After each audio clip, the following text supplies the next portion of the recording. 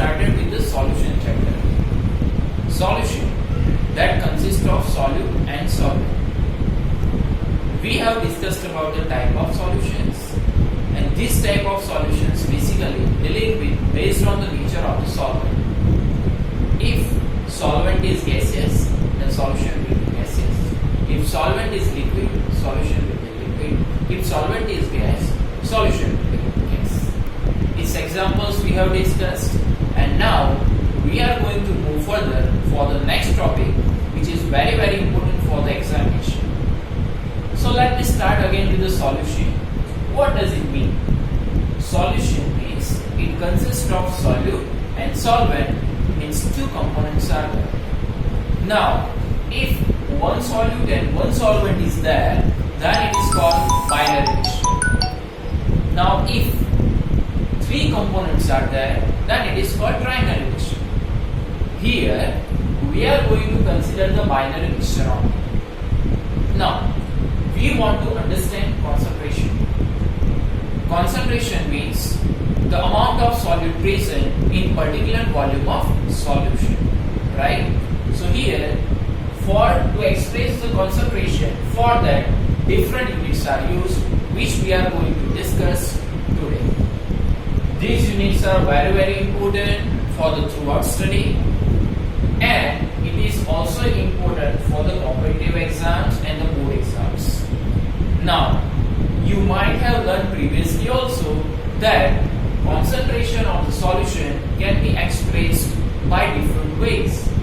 So here, some of the units you are familiar in the 11th standard, whereas the other additional units are also there. So these units to express the concentration are molarity, modality, normality, formality, percentage weight by weight, percentage weight by volume, and percentage volume by volume. Along with this, other units are also there. These other units are parts per million. Whenever concentration is very less, that we are going to discuss in the next session. And the next unit is mole fraction, which so far you have studied in the 11th standard.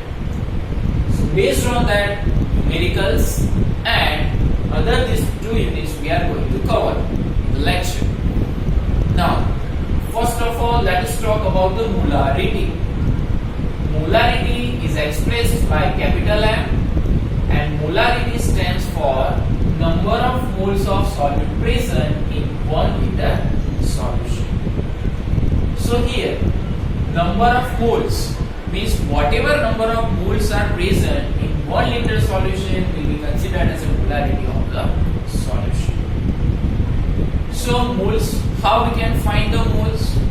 Moles can be determined by mass upon molecular mass. So that is how you can determine the molarity. Now for the molarity. In molarity, it is expressed by small m. Molarity can be defined as number of moles of solute present in 1 kg solvent. Remember, what is the difference here?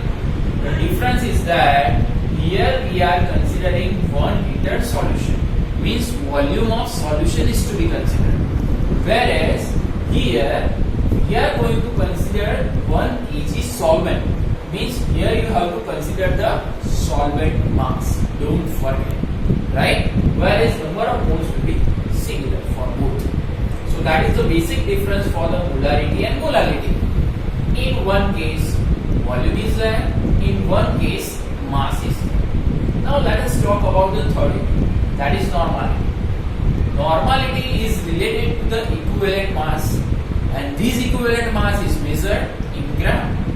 So how it can be defined? Equivalent mass of solute in gram present in 1 liter solution. So what basic difference is there with respect to the molarity? In molarity here, what we are going to consider? We are considering the number of moles, whereas here we are going to consider the equivalent mass. Equivalent mass we have also studied in 11th standard how we can determine the equivalent mass, right? Okay, so that we will discuss when we are solving the examples, right? So equivalent mass in gram present in 1 liter solution. That is normality and it is expressed by the capital N. Next, formality. Yes, students, this is new for you. Formality. Formality consists of formula mass. Like here, normality consists of equivalent mass. In the same way, formality consists of formula mass. So here it is formula mass in gram of solid present in 1 liter solution. That is formality. Now here, how you can determine the formula mass? So in 11th standard, in chapter number 1, we have studied empirical formula, if you can recall. Empirical formula, that is consisting a simplest ratio of the atoms, right? So the same empirical formula only, if you will calculate its mass, the mass would be formula mass. Like for example, if we consider the glucose, the formula is C6H12O6. So if you will take out 6 number as a common, then you will be left with CH2O. So if you calculate the respective mass of 1 carbon plus 2 hydrogen and 1 oxygen, you will be getting the mass of empirical formula mass for the glucose. Okay, later on when you will solve the examples, I will let you know in the detail, right? So that is the formality. Again, 1 liter solution is there. Rest of the units are very interesting. Rest of the units are consisting percentage.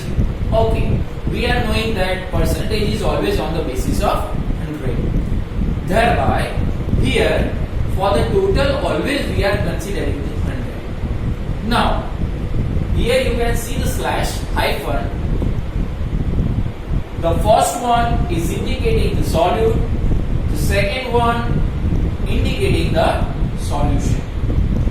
Whenever W is there, it stands for weight. It is to be considered in gram.